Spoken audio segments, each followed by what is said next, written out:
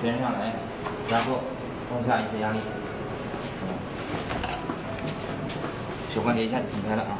但它不一定响，但是呢就把关节松开。掌旋挥法，能感觉到吗？才感觉关节被松开的感觉啊。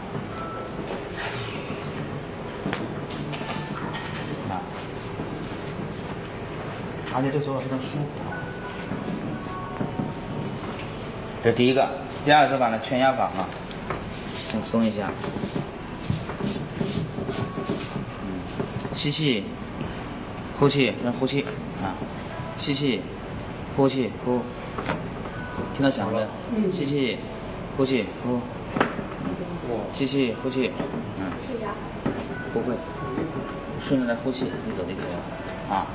全压法啊，再来一个右手来，第三个啊，这个你在这个拳，然后我看1、2、3一起拳，这叫前追法，就是你们特别适合你们女孩子去做的一个手法，是吧？做不到了你可以这么做，你看他这个是不是有点高啊？是吧？我们可以从上往下来，不用太使劲啊，你咱俩练合在一块去就行啊，1、2、3。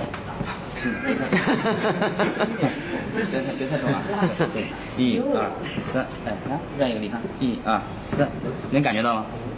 是吧？我的力在这里，他的力在，两个力合在一块起，椎体啪一开了，啊，叫四肢成椎法啊，再来一下，1、2、3，1、2、3，1、2、3，1、2、3，1、2、3，1、2、3，1、2、3，这要配合好。